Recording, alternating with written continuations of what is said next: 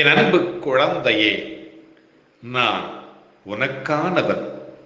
நீயோ எனக்கான ஒரு அன்பு பிள்ளை. எனது கதைகளையும் அற்புதங்களையும் நீ அவ்வப்பொழுது அறிந்து கொள்ளவே இங்கே நான் உனக்காக கதைத்து கொண்டிருக்கிறேன். எனவே கதை கேட்டு அப்படியே விட்டு விடாமல் இந்த பிரார்த்தனை தளத்தினை நிரந்தரமாக சேமித்து வைத்துக்கொள். அப்பொழுதுதான் நான் எப்பொழுது உன்னிடம் பேச வந்தாலும் அது உனக்கு அறிவிப்பு செய்யும். அல்லாஹ் மலிக். அல்லாஹ் மலிக். என் அன்பு குழந்தையே, உனது வழித்துணை சாயப்பா பேசுகிறேன். நீ குற்றம் புரிந்து விட்டாயா? மனம் தளராதே.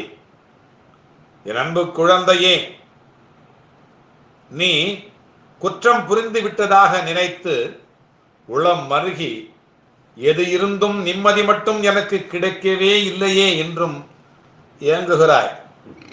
நீ எனது அன்பு குழந்தையாயிற்றே.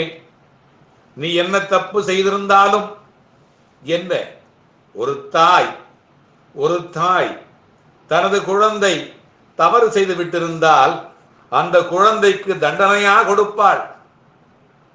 அதை திருத்தத்தானே முயற்சி செய்வாள். அதுபோலதான் எனது குழந்தையான நீ எவ்வளவு பெரிய தவற்றினை செய்திருந்தாலும் உன்னை நான் நல்வழிப்படுத்தவே இருக்கிறேன் என்பதை உணர்ந்து கொள். அதே நேரத்தில் நானே உன்னை குற்றம் புரிய தூண்டுவதாகவும் ஊக்குவிப்பதாகவும் எண்ணிக்கொள்ளாதே. எனது குழந்தைகளிலே பல பேர் குற்றவாளிகளாகவும் கைதிகளாகவும் சிறைவாசிகளாகவும் வாழ்கிறார்கள். அப்படியான பிள்ளைகள் ஏதோ சந்தர்ப்பவசத்தால் உள்ளே போய்விட்டார்கள்.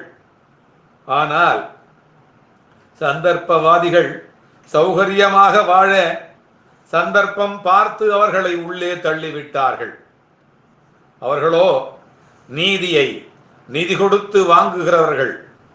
போகட்டும் போகட்டும், உண்மைதான் கடைசியில் வெல்லும் என்பதை அவர்கள் இன்னும் உணராததே அதற்கெல்லாம் காரணம். நீயும் அவர்களை நம்பி அவர்களோடு நட்பு வைத்ததின் பயனாகவே இதையெல்லாம் அனுபவித்து வருகிறாய். உன்னை அம்பாக அவன் உபயோகித்து உள்ளான்.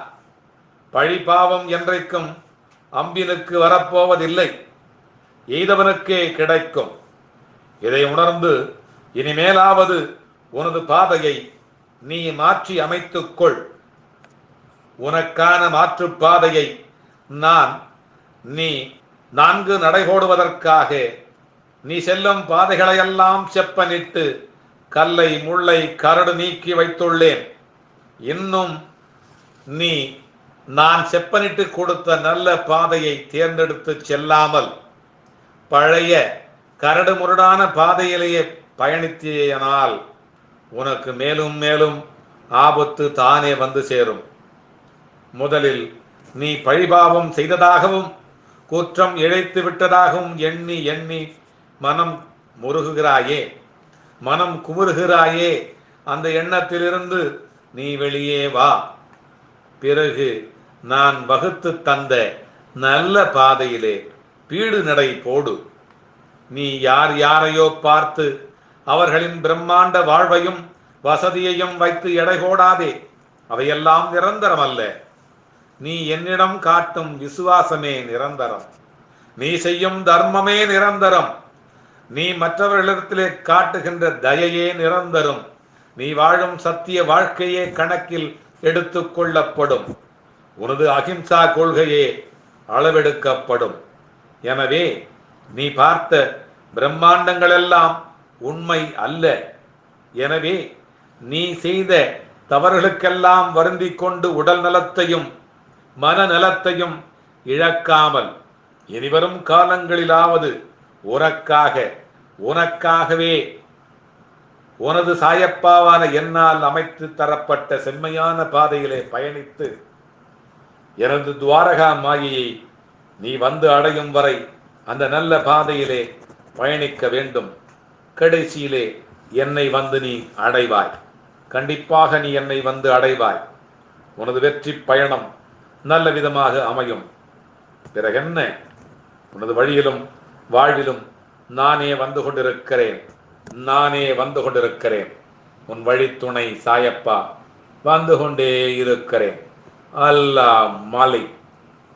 என்ன எனது அன்பு குழந்தையே, எனது அற்புதங்களை அறிந்து கொண்டாயா? பிறகென்ன, இவற்றை உன்னை போன்ற எனது மற்ற பிள்ளைகளுக்கும் இதை அனுப்பு. அவர்களுக்கும் உன்னை போல ஒரு நம்பிக்கை உண்டாகட்டும். என்ன, நானே சொல்கிறேன் என்று வியக்கிறாயா? எனது புகழை நீ பரப்பினால் நானும் உனது புகழை உலகே அறியச் செய்வேன். அல்லாஹ் மாலிக்.